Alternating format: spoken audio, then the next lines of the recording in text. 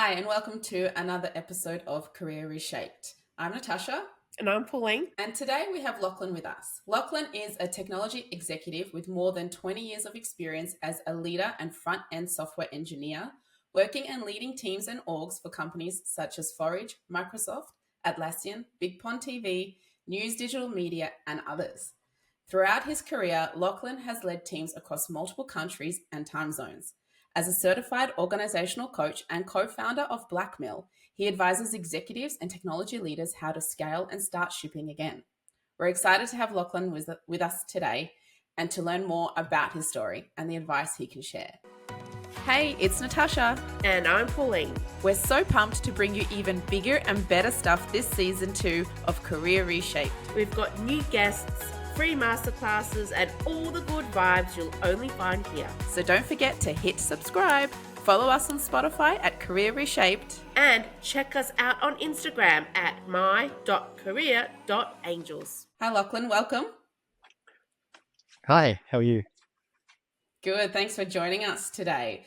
So your career history sounds very exciting that we've just spoken about. So if you could start with, how did you end up where you are? I'm sure it's a bit of a story with challenges and ups and downs. We'd love to know more. This is either my second or maybe my third career-ish.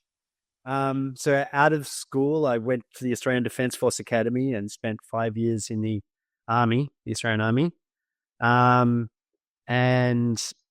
that didn't work out for me in super great ways. And I ended up moving back home to live with my parents again 5 years later and started all over again after that. Can I ask what made you decide the Army? Because that's quite a bold choice. To be honest, I mean, I was a teenage boy in a country town. There wasn't a lot of thinking going on. My family was very focused on, focus is probably the wrong term. The amount of money we had was a thing, and we talked about it a lot. And I knew university was expensive, but I also knew my parents really wanted me to go to university. And then, then these recruiters show up at school talking about how, the government will pay for my university if I just join the Army. And that seemed like a really good option. And then I got the grades to qualify for that. And so I took it. And yeah, went to the Defence Force Academy in Canberra.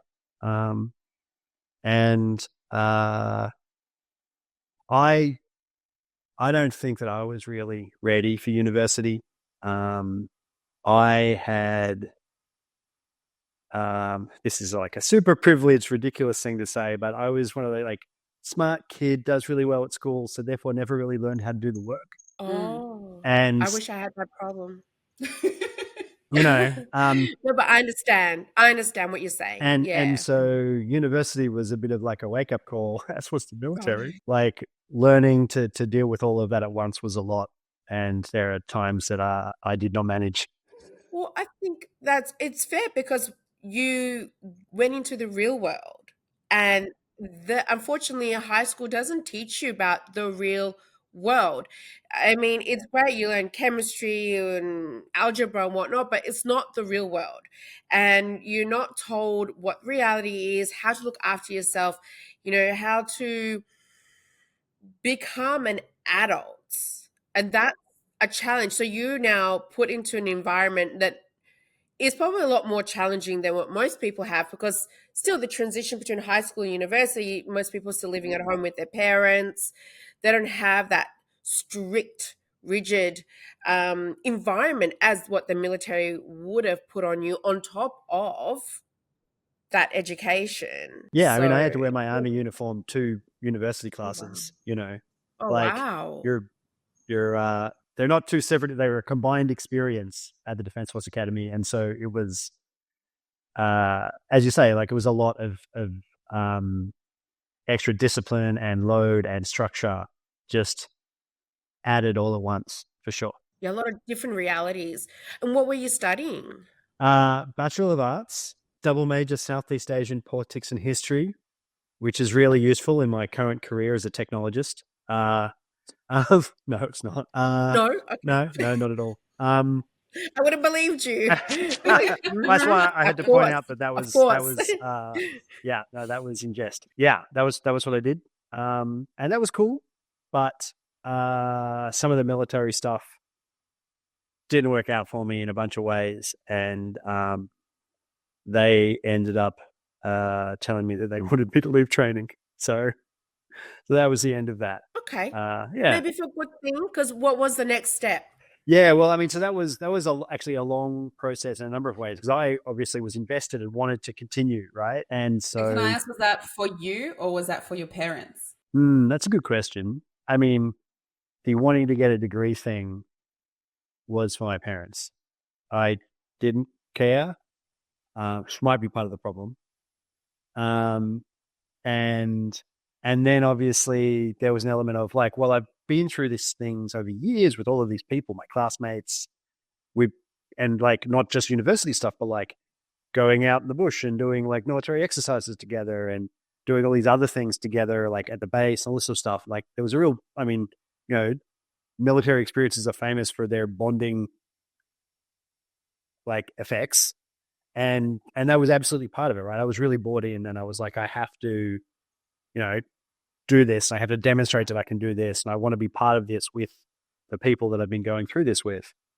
So I was really fighting to stay and be part of it and you know, go and get my get out in the real army and be an officer, you know.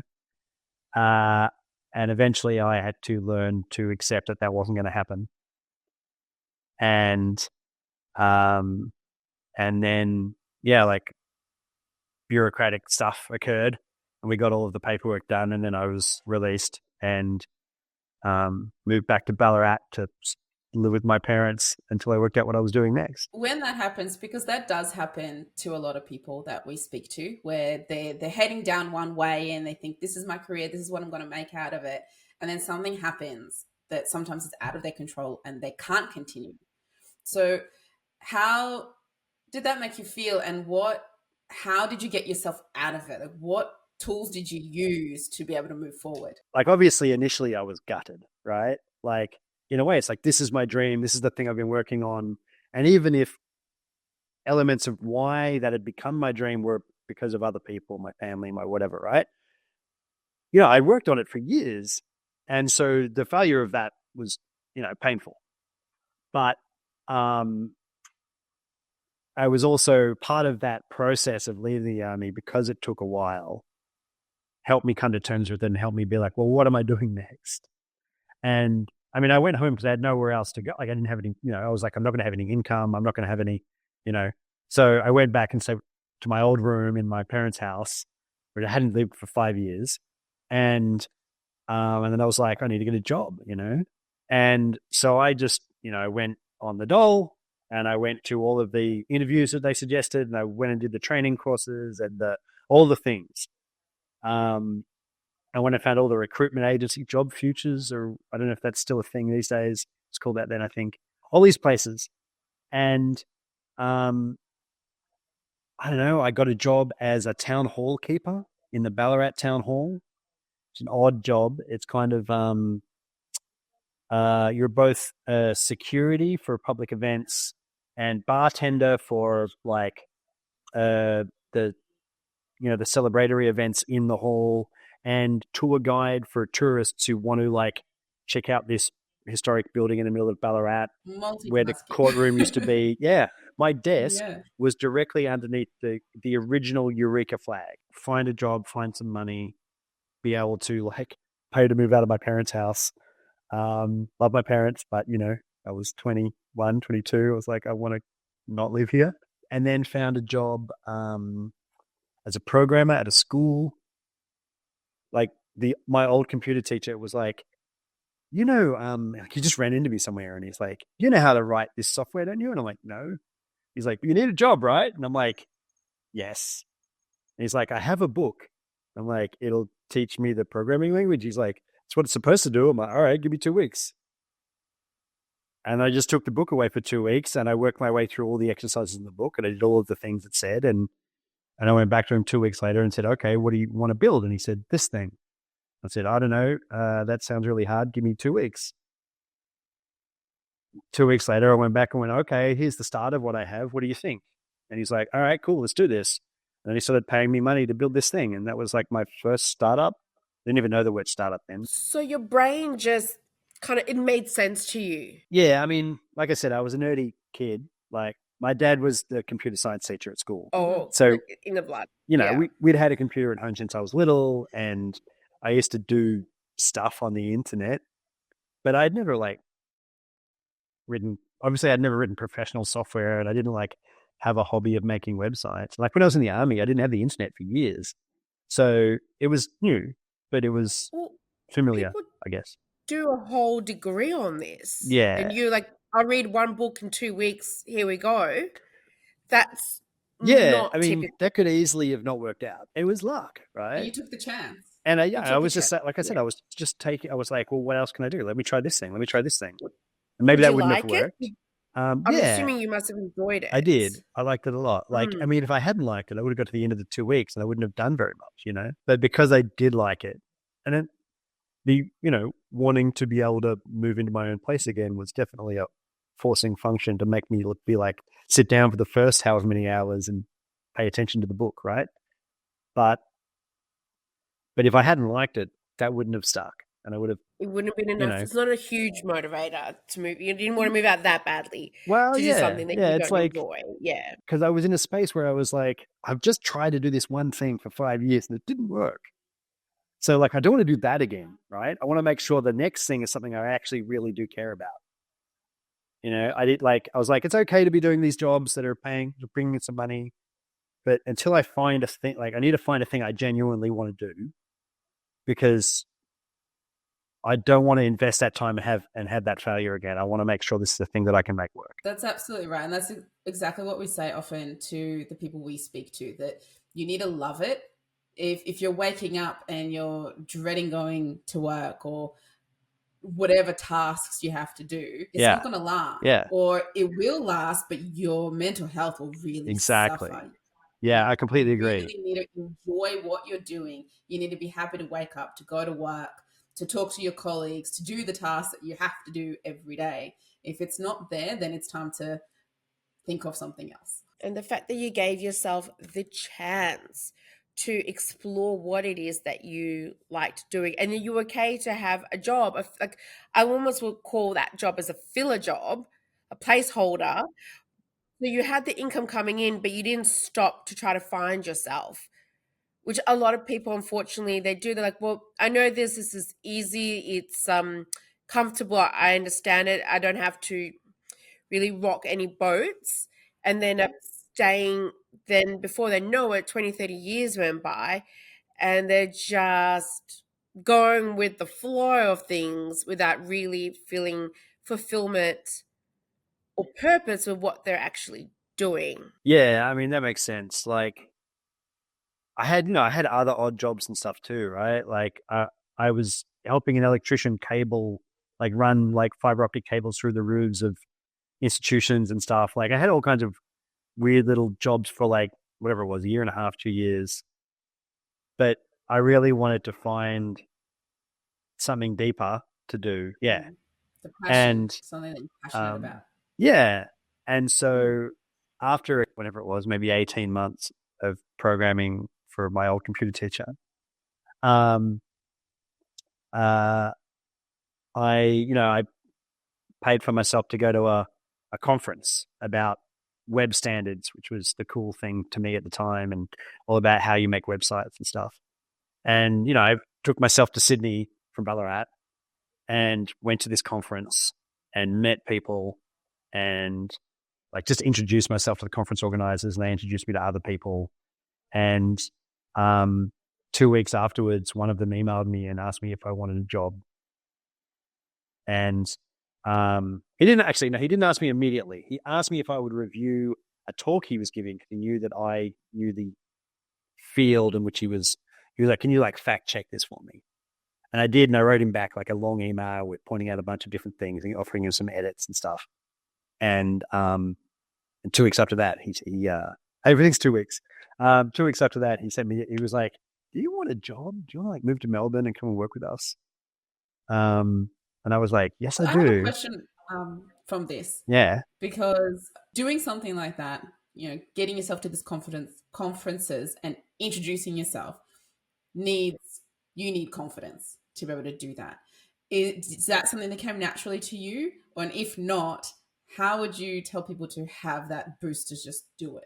Before we get into the nitty-gritty of this topic, We just wanted to check in and say that if you believe that you need some assistance and that we could help you, reach out to us today, check out our website, join our newsletter. We'd love to be in touch. we wanted to quickly mention that subscribing to the podcast is the best way to support the show and ensure you never miss an episode. It's super easy. Just click the subscribe button whenever you're listening. Thanks for tuning in. I think most people believe I come across as a really confident person. Like, I like talking to people. I have conversations. I find that, actually, I find it really difficult, but I have gotten good at it to some degree. Find out how much the ratio of me talking on this podcast works out. But I do find that really difficult, right? Like, I'm an anxious, depressive. I used to be medicated for it. I used to have like mad panic attacks, and I did for years and years, all through all of this stuff, right? And I had depression. I was on antidepressants. Like, this is a major part of my life, and so presenting myself confidently is actually really difficult. But in a way, I was like, well, why am I here if I'm not, like, why did I come to this thing if I'm not going to meet people? Like, I could have just gone and read a blog post about this material if I wasn't going to talk to anybody at the conference, And these days, it's like all of the talks are all online anyway. If you're going to make yourself go to a place where the community is, like, I just felt that I had to make myself talk to people and introduce myself and get to know people. It was really challenging.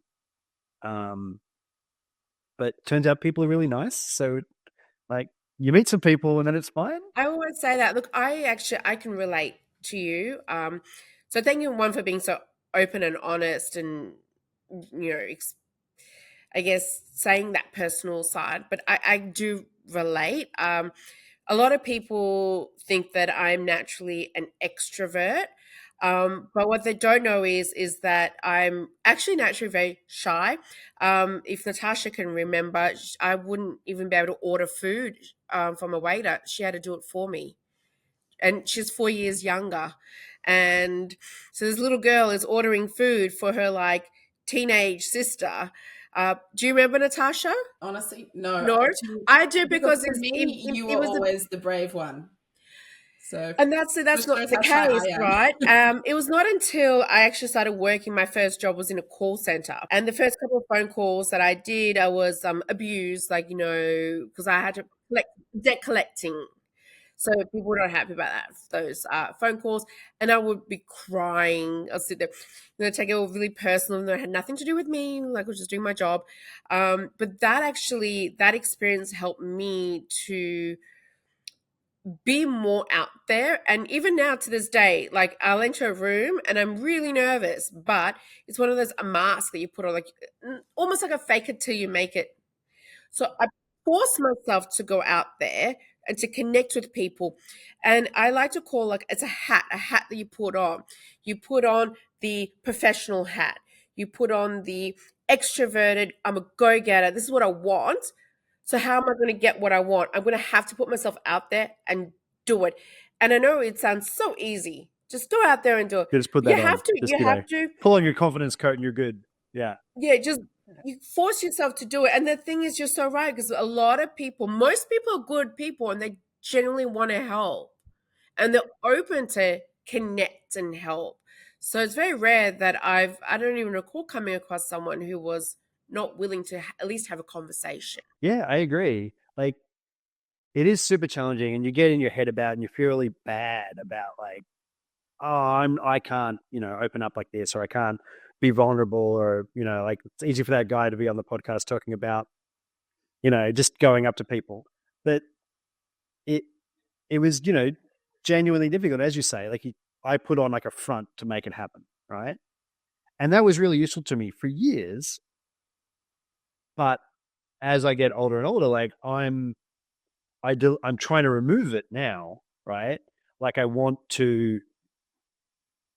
It's not that I was inauthentic before, right? Like, but it was performative, right? Like I was performing a role of a confident person, you know, and I was still me, and I was still believed the things that I believe and cared about the things that I care about. But I was like just performing like the version of me that I thought would work well with people or something, right? And I mean, it's, you know, I'm wearing a t-shirt that says sandwiches. Like, I, I, I love this t-shirt. It's new. But like normally I'd be like, oh, I have to wear a shirt. I don't know if we're going to be on video. I'll make sure that I'm like, and now I'm like, yeah, but I'm wearing the sandwiches shirt today, and that's cool. That's fine. Like I have, so I'm starting to pull back some of the layers of that mask and like try not to use it as much. But that's a thing that I guess I can afford now, in my career because I'm further along.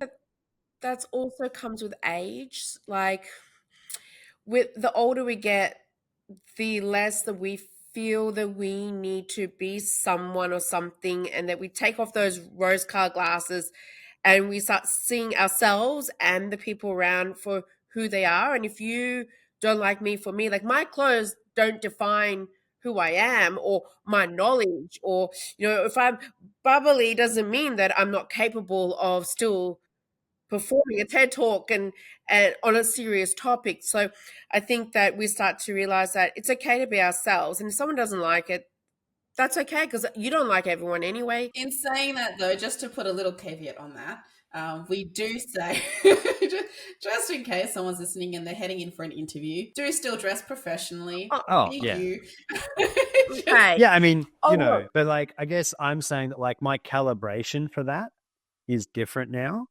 Like, I would have been like, I need to be wearing like a business shirt for this call, like, because I need to, and uh, like I used to dress in a very way that, like, I mean, it didn't make me feel comfortable, but I thought it was what people wanted or what was appropriate, or, and so I was less confident and less comfortable because I didn't like what I was wearing or how I was dressing, or, you know, and so there's like, you got to find that balance of like, how do I present myself as a put together person who knows what they're doing, who can, who'd be great to work um, with like this front that you're presenting to show people that, and try and actually balance the two of them so that they're not too far apart, maybe. Your authentic professional self, Yeah, that's a good way to rather put it. than, yeah, still you, because we all have different versions of ourselves. There's the at home version, there's the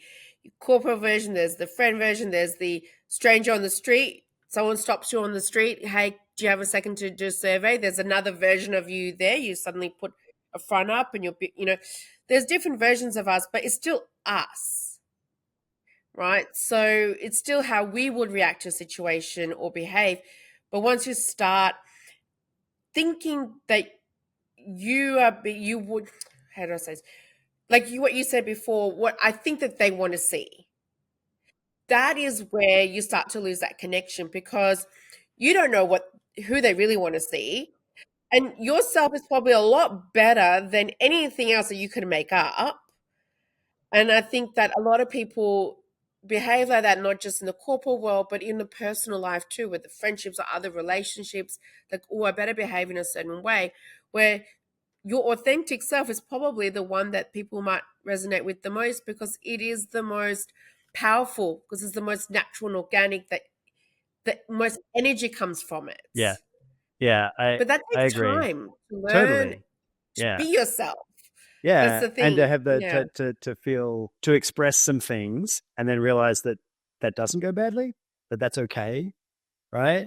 You said before, like, I somebody asked me 10 years ago or something to give a talk about my career.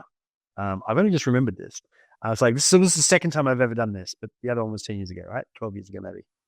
And it was like a breakfast talk at this little thing in Sydney. And um, I'd written this talk all about fancy technology career and working in startups and being real good at programming stuff and whatever.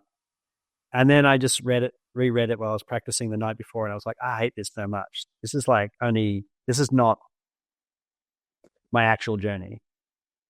And I deleted like 40% of the talk and rewrote it that night and practiced it like once before I got to the place to do the talk. And so what I paired it with was like, here's my career going like this, and here's me in my anxiety and depression going like this.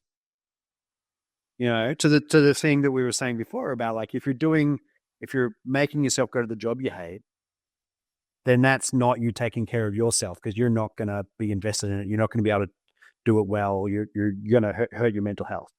And so my talk ended up being about that. And I was still twinning it with, hey, look at my career like this, and my salary went like that, and yay. And I just damaged myself in a way that took years to recover. And at the time, I was at the start of the journey of the recovery. So I didn't actually have the, it all works out bit. That didn't exist.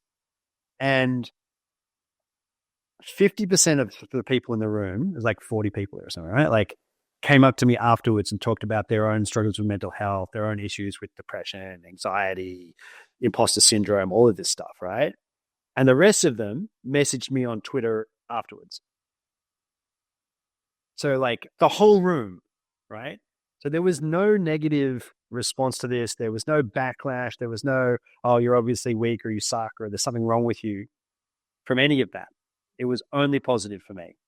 And so ever since then, I've been like, I should share that more. I should tell people that truth, because like, it's valuable for people to hear somebody that they look at and go, that guy's achieving, to say it hasn't been easy. And I think a lot of people can connect. And obviously, as you saw, 40 out of 40 there, 100% of Right. people contacted you. Literally everybody. It's because I think also society is so full on, and people have so many pressures. And especially, a while ago, it was really taboo to even talk about your emotions and how you feel, and if you were depressed. And now it is a lot more out there that, the Are You Okay movement and all of that.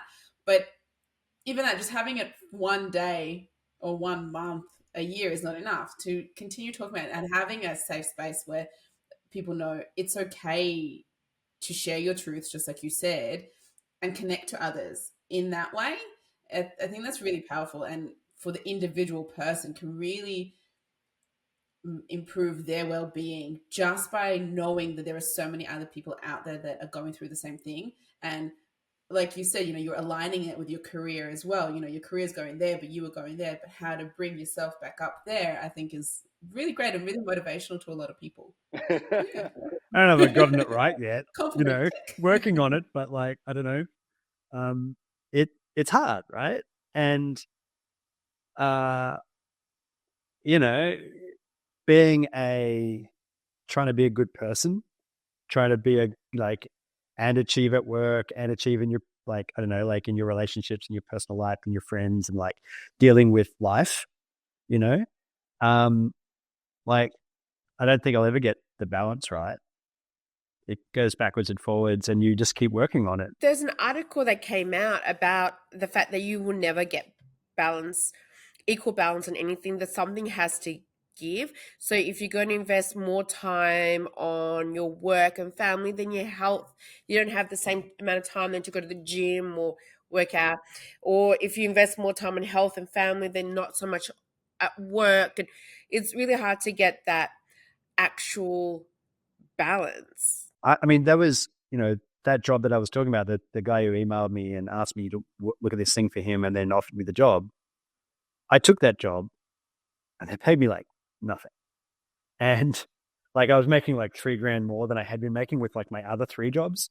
But at least it was one job, right? So I don't know. But it was at a web agency making websites for like state government. Like, this is in Melbourne.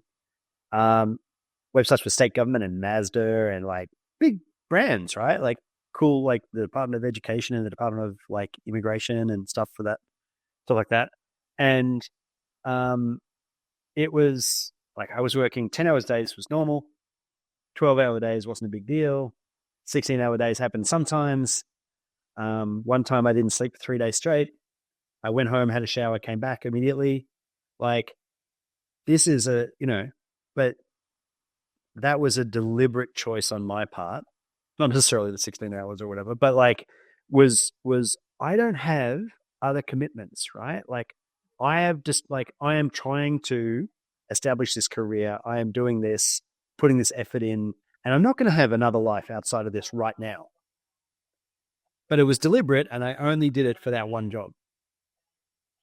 So at the end of like 14 months, I was like, I'm done. And I went somewhere else and I didn't work like that again, right?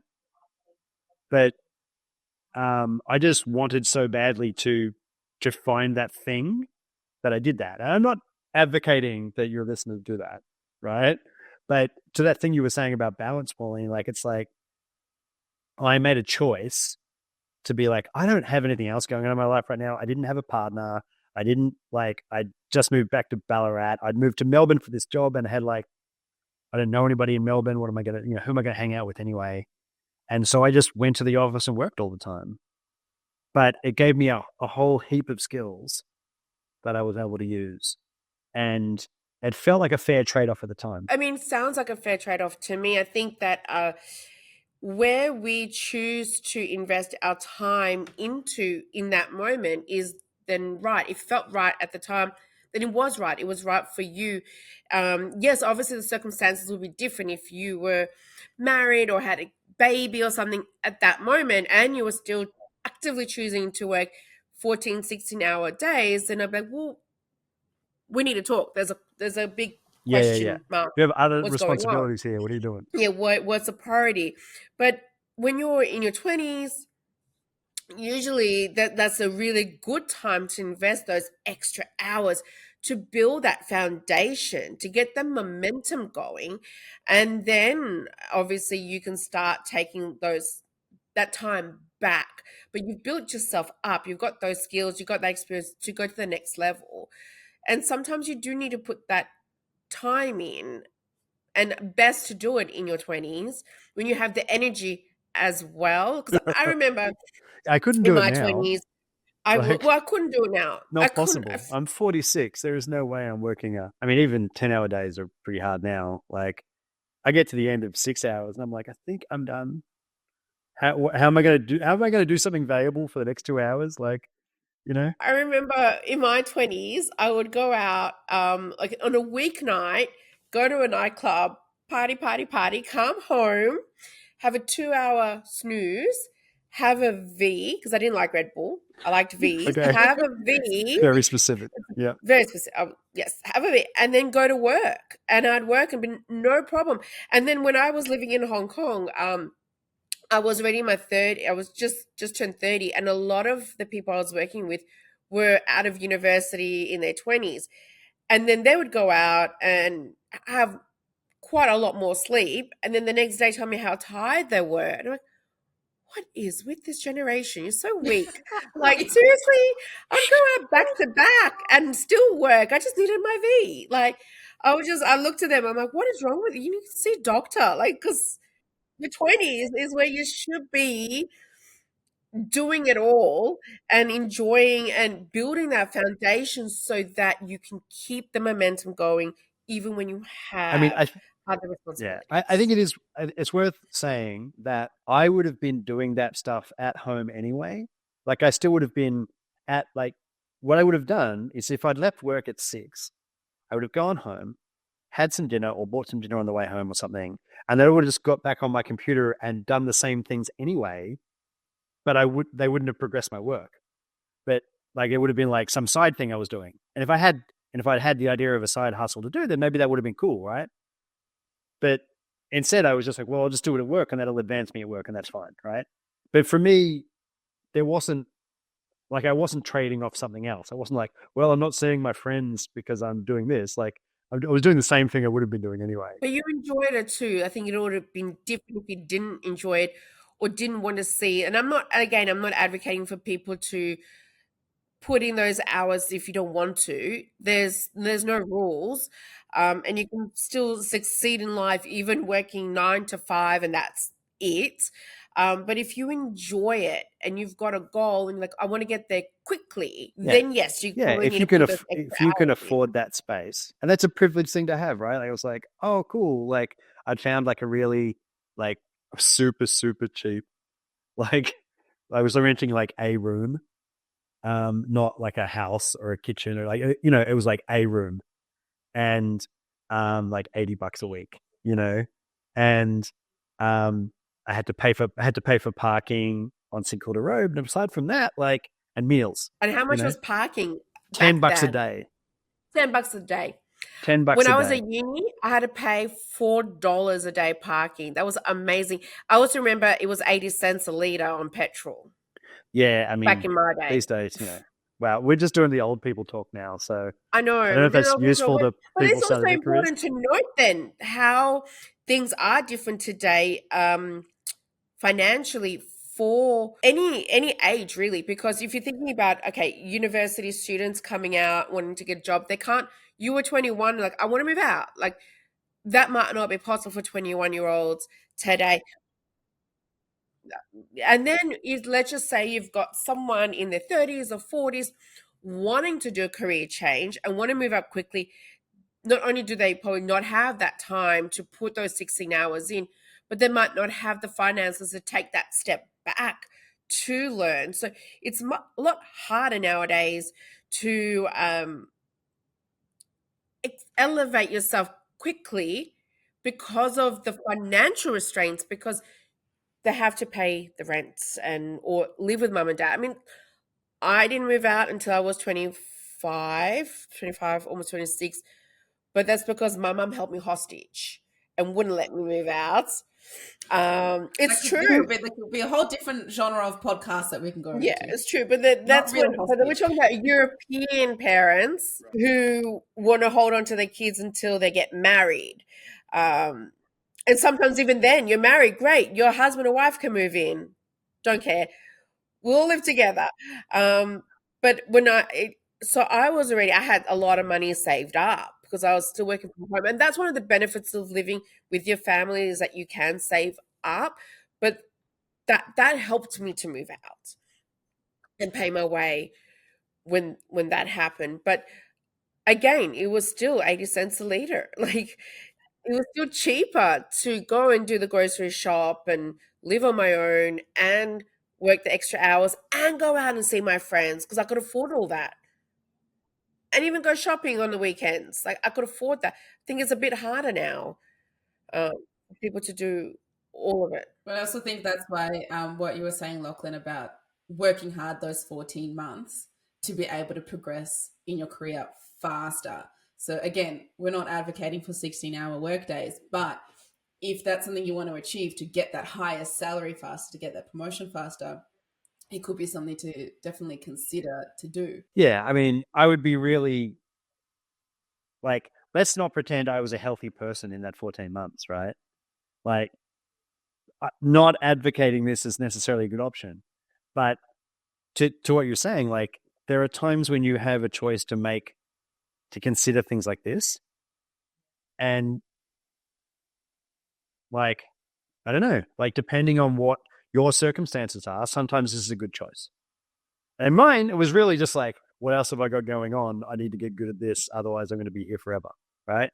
Doing 5 different odd jobs in Ballarat, which is not what I wanted. And so, You want yeah. direction. Yeah. So Look, after this, where did you head to? Well, I went back to that conference again the next year, met more people, including a young woman who lived in Sydney. And so, after a while, I ended up moving to Sydney. I got myself a job there. And again, like, the people that, like, I got the job from, like, they were people from the conference, or they knew the people at the conference, or, like, I was connected into the community. And so I was an applicant who stood out, right? So did you go with that same mentality like you did the first time? Like, what am I here for? I'm here for a reason. I'm going to push myself to reach out and get more networks. I was just like, I probably didn't even know the term networking then. Maybe I did. And if I had, I would have felt bad about it or something. But that's what I was doing. Absolutely. I was like, I want to meet more people. I want to like, these people are all really cool. Let me just go meet a bunch of them. We have great conversations. It's going to be fun. And I'm going to do this for like the conference is 2 days and you go like the day before and there's a party the night before and there's a like this dinners and there's, stuff, right? And then on the Saturday, it's like you completely spent because you spent 3 days, all of the socializing, all of the everything, right? But made a bunch of friends, had a bunch of connections, knew a bunch of like significant people who had like roles that I admired that I could ask for help or ask for jobs. And so I was like, I want to move to Sydney. How do I get a job in Sydney? And I just emailed a bunch of people I'd met and they were like, yeah, like come and, we've got this role open or that role open. And so I had a bunch of interviews and got a job and moved to Sydney. And then the job after that was somebody who I hadn't spoken to in like 3 years, but I'd met at that first conference. And he was like, do you want to come and work for me? And I was like, sure. So I went to work for him. And then, the one after that was people who'd met me at like those community meetings and stuff, who were like, we want you to come and work for Microsoft because of the connections you have in the community and the roles, that you've had and that stuff. And so suddenly I was like, it's like Microsoft is trying to hire me. Why is this happening?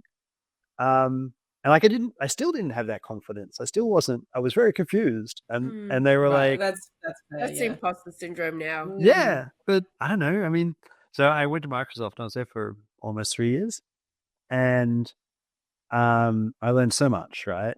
Giant company flying me all around the world for all kinds of stuff. Like it was a lot. And I got a lot out of that. But I don't know what happened after that one. After that one, I met somebody else and she wanted to move to New York City. And I was like, we're not married or anything. So I'm like, well, I guess I have to get my own job in New York City. How do I do that? And so again, like because of people I'd met at community events, I just emailed like 200 people. And I was like, I need to move to New York City. Can you help me find a job? And like 40 people wrote back. Amazing. And most of them were just So like, I don't know, man. Really I'll like ask my mates, but I don't know. But some people had answers, Well, this is the thing. So we've got this networking course. It's coming out, and it's about networking course, about networking, yes, but it's about where to find these networks. And the best place to start is with the people you already know, because they're your network. That person, you're tapping into their networks as well. So like they say, I don't know, but let me find out. Let me talk to my networks. And then their network can be like, oh, hang on, let me talk to my networks. And that's how you get out there, spread the reach. And it's not just about going out and meeting someone new necessarily and building a new relationship, starting with the relationships you have first. And you've worked hard going to these conferences, meeting people, being social, building those foundations to already have your network so you can tap into their network. And that's what you're doing. And this is exactly what we say to people as well. Go to those conferences, do those things. And like you said, the 3 years later from that first conference, you got a job, because it's not everything's going to align and magically happen instantly. But as long as you keep those contacts warm, every so often reach out, hey, how you going? Or even now, maybe not that back then, but now on LinkedIn, just every year when it's their birthday, happy birthday, just something. LinkedIn does it all for you, just something so they can see that you're still around. That can really help benefit, because it's planting the seed way back when and staying in their memory, and you never know when that connection is going to help. And it's not even necessarily, I've got a job for you. It's like, hey, I actually know someone else that you'd be great to connect with. And it happens so much. Who can help? Like I remember I was made redundant. It was my dream job, my dream HR role, and I loved every second of it. And then when that company was bought out by a large organization, they got rid of sales, HR, and accounts because they already had that. They didn't need to double up. And so obviously I was devastated. But that day I was doing my master's, so I still had a class that night. So I was driving and I had an exam or a test or something. And so I approached my lecturer, and just before the exam, I said, look, I'm not in the right headspace. I was just made redundant. So please be generous with your marking. Keep that in mind, right? She's like, no, no Just give me problem. an A plus. Yeah, just keep that in mind. Bear in mind when you're marking my grades that I'm not in the right headspace. And I was thinking about what I want to do in my future and all that. And actually, at the time, I had a partner, but we were doing long distance. And I was just thinking, I'm done. I'm done with work. I'm done with everything. Maybe I just want to focus on my relationship now. It's long distance. Maybe, I don't know. So I took my mom out for lunch and I sat her down and I said, I know exactly what I want to do with my life. She's like, what is it? I said, it's nothing. I want to do absolutely I can tell already nothing. that would have gone so well. She was nervous. Again, European mother, so she was nervous.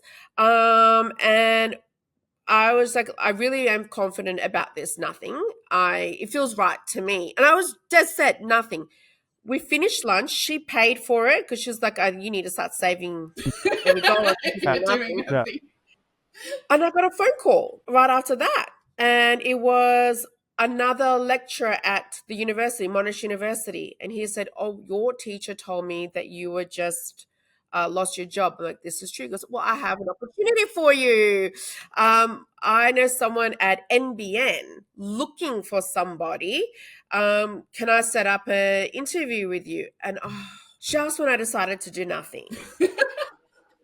But I mean, But the thing that blows my time, I mind about wasn't- that is, you were like saying it as an aside kind of, right? Like it wasn't anything about deliberately looking for work or asking your lecturer to help you find anything like that. It nothing. was, yeah. She Just wanted mentioned good grades. Well, the fact that I was even brought up in a conversation between two teachers was, I don't know, Yeah, maybe incredible. he said something and she said, well, I know someone. I don't know how their conversation went. But at that time, I was not very good at saying no to things. I had this FOMO, right? Before FOMO was FOMO, before the term FOMO came out, I had this fear of missing out. And I thought if I said no to things, I would lose opportunities and they would never come back again. I was still in my 20s. So I felt like I had to say yes. And the role was actually nothing to do with HR. It was financial reporting. And I'm really, really bad at maths. And my dad, he's an accountant. And he said, a couple of wrong zeros and you'll be fired. Right? And I knew he wasn't wrong, but I still said yes to the role, even though I absolutely hated it. And I made friends with someone within the HR department. And every 2-3 weeks, I would call him and ask him, is there a job open in the HR department? And it was always no, no, no. And in the end, I decided, okay, I'm going to study full time and then move to Hong Kong to be with my partner. But the point is that I got an offer when I wasn't even looking through a network, even when I should have said no to the opportunity, but it gave me a chance to save a little bit of money and actually work out what I wanted to do with my future as opposed to just nothing. And I did do nothing for a period in Hong Kong and I was bored out of my mind. So, I'm glad that nothing is not a thing for me, but yeah, very long story short, you never know how and when an opportunity will come and Absolutely. who Yeah. it'll come Yeah. from. That's the thing. You never know. I mean, so the job I ended up taking in New York was, one of those 200 people I email was a woman that I had met. We'd had one conversation, right? Like we were at a thing, we're having a good time, we were to know, then we followed each other on Twitter or something. Sorry to interrupt you for a second. Did Yeah. you attach your resume to that email? Good question. I don't know. Probably not. Would you suggest to add your resume or not? Why not? No, I probably didn't. Okay. That sounds like a great idea. I probably should have, Okay. I mean, maybe I Okay, did. good. Maybe I was like, in case you don't know what I've done, here is the things I've done. I mean, LinkedIn was still a thing then. So, maybe I include a link. It'd be interesting to look at the email actually.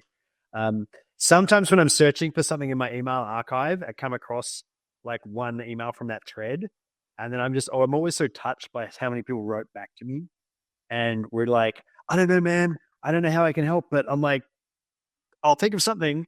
Like people were cool, cool, you know. That's just a testimony because yes, in the beginning we said that people like to help and people are supportive, but if the relationship wasn't good, if they didn't feel the right connection with you or didn't believe in you, they wouldn't put you forward because it's a safe face thing, right? So you you represent them, so they don't want to be Well, embarrassed you're if referring they didn't think somebody that in you that were capable. reflects on you.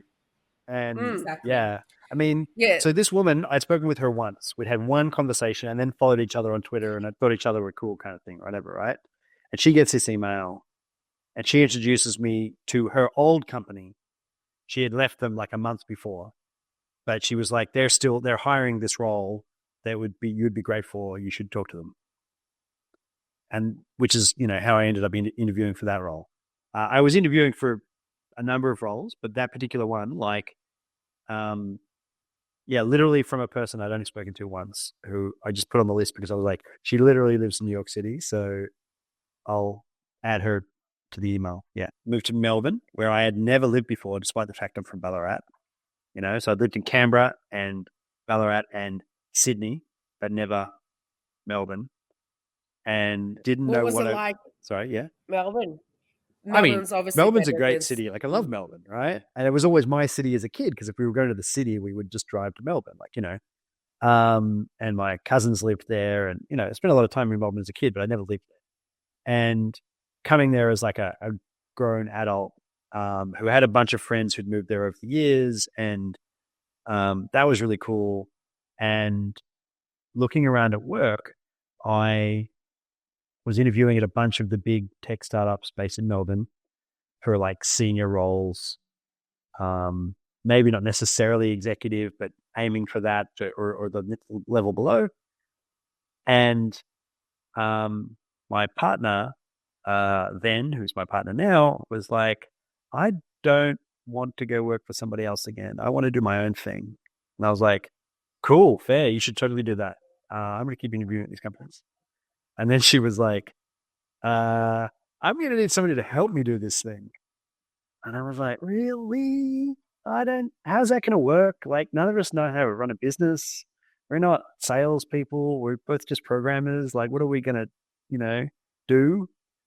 Um, but again, maybe it was something about let's move to, I mean, not a new country, back to the old country, but um, something about changing countries and having that just like gap of, it was kind of like when I left the army, it was like, well, everything's new. What do I do now? Like maybe this is the time to try, my own thing, which was a joint thing, but like run a business and like learn about that. And I was like, okay, we can try that. And so we started a business together, like a consultancy, and that's still what I do now, nearly 8 years later. So we didn't go broke, which is good. Good. Yeah, there have been times when we thought we might. That happens, but learning to run a business is a whole deal, and it was a new thing to embrace and be like, well, because then all the other skills about like learning to get a job, right? Now I'm learning to get like a small job, like let's work for these people for 3 months, or let's sell them this like one packaged thing, or like those are real uh like it's learning to do it again and again and again at a smaller scale, and that's hard. But like a lot of it's still applicable, I guess. So I have a few questions. One that's got nothing to do with your career. Just I want to no, I want to see if it feels the same as if it's every expat or if it was just me. When you were working and living in New York, did it feel like you were working, or did it feel like you were on a working holiday, even though you were living there? Certainly at first there are elements of the latter. It was like, this is an adventure. Every day is an adventure. Like, how do I get, like, how do you do your commute? Right? How do I get from Brooklyn to Manhattan? How do I get to work when it's snowing? Like, there was, like, um, one of the people I worked with at that first company, he had like a little web comic strip thing on the side. And he used to love talking to me because he would, it would give him content, right? Because like he would sort of do this, like he wouldn't say it was like the Australian guy I work with. He would have like like somebody from Nebraska or something, right? He'd be like, I was his stereotypical not from the city person. And then it'd be like he would contrast the thing I was talking about with like what a New Yorker would think of it. And because I'd be like, have you guys seen it today? It's incredible. The snow, it's so gorgeous out there. It's wild. And like everyone else in the office is like, I had to get here in the snow and they're all complaining. And I'm like, this is incredible. And the New Yorkers are like, this sucks. And, Yeah, but you know, it doesn't snow in it Australia. It doesn't is like, it's not exciting. When you exactly. first see snowfall You for have the to first drive to time, the like mountains and pay real hundreds of snowfall. dollars to see the snow in Australia. Yeah. And so, like I had this fresh perspective and this, like, it was exciting, you know? And so for a long time, there was definitely that element of all of this stuff is new. Like, even like summer, yeah, we have summer in Australia, we have barbecues, but like, rooftop barbecue in New York City is pretty different to a backyard barbecue in Australia. And like, I didn't even actually, I knew one person in New York who had a backyard, but yeah, they were pretty lucky. But that was in Brooklyn, not Manhattan. But still, like I only knew one, right? Everyone else is in some dinky little apartment, and this person was like a multi-person share house, whatever. But they did have a backyard, and there was definitely elements of like going and living and working in another country is such a cool adventure. It is so. It's really formed a lot of like exposure to a different business culture, learning how to communicate with like I know how to talk to Americans. We use the same language, but you don't, right? Like we actually speak a bit differently. We talk differently. We have different attitudes to certain kinds of things, and learning to actually cross those cultural boundaries, even in what most people would think are relatively small cultural boundaries, as opposed to like Hong Kong or wherever. Like that's a cool thing. I worked in Hong Kong for a month. I was in a hotel room for a month working with a bunch of people. And I was like, I hated that by the end of the month because I didn't have a real home or a place to go, or I was just in this hotel, And I was only supposed to be there for a week and then it was 4. But like I had other opportunities to work in other places as well. But, being in New York, like that was 2 years and it was, incredible experience. It was wonderful. So then it brings me to the next point is that when you started your business, you're like, well, I don't know how to do sales. And that's okay. I mean, yes, it's a big component of a business, but you probably didn't even realize, or maybe you do or did, I don't know, but the amount of transferable skills that you got, not just from those odd jobs that you did, but your whole experience, your whole life is that the resilience that you needed to go from one thing to another, from one significant change to another. The skills that you need to start again, to rebuild, to start relationships, and all of that moved with you to this new project that probably made this project a lot more successful than should you have started it. And not just because you're bringing in with you that experience within the industry. I can't just start a business at 20 something without having that experience of understanding how to program and all of that. But it's all the other life experiences that you have had from ups and downs. Definitely. Like learning, like this is the thing, right? So sometimes people say to me, well, does the 5 years in the army feel like a waste? And I'm like, no, are you kidding? Like it's shaped who I am. Like it taught me so much. And yeah, I have like cool stories about standing on a tank when the turret fires and whatever, right? Like, but like the skills that I learned, and I don't necessarily mean like, doing something with a rifle or digging a hole or whatever.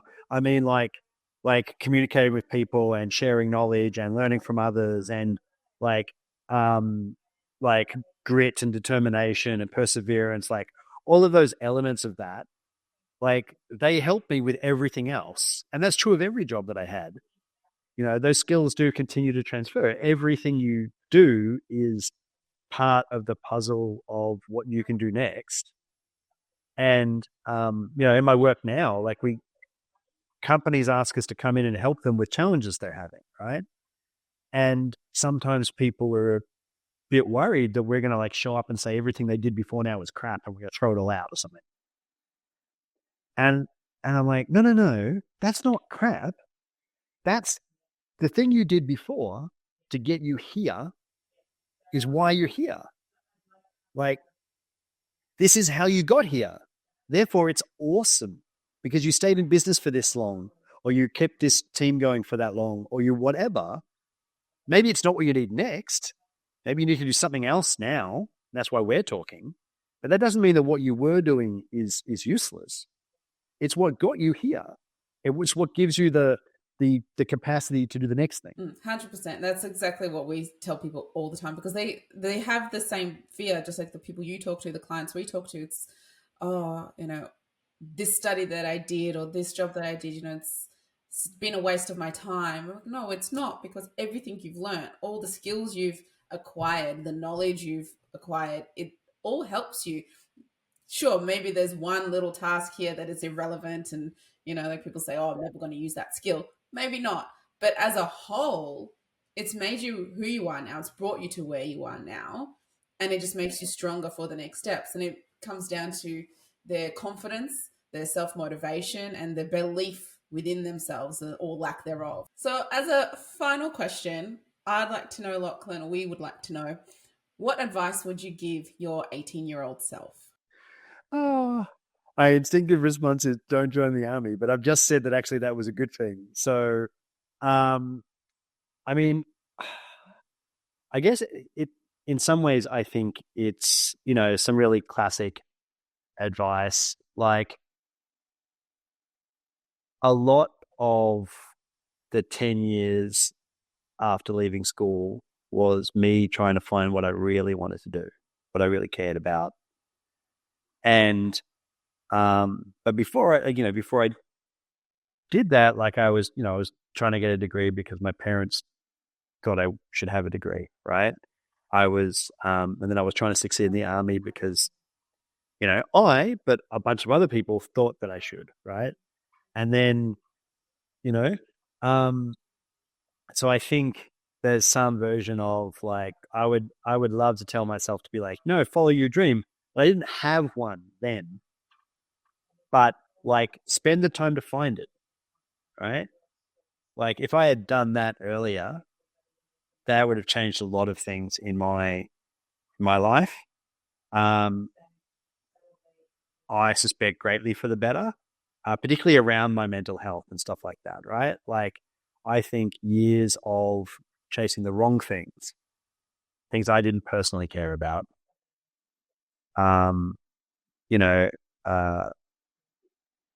had impacts on me that weren't apparent at the time, but like that I really see later. And so I would tell myself to spend that time then at 18, at 19, to work out where I actually want to go, what I really want to do. And hey, like if it turns out I'm wrong 5 years later, that's fine. It turns out, right? Like cool. But having tried to do that rather than just adopting other people's dreams for me as my own.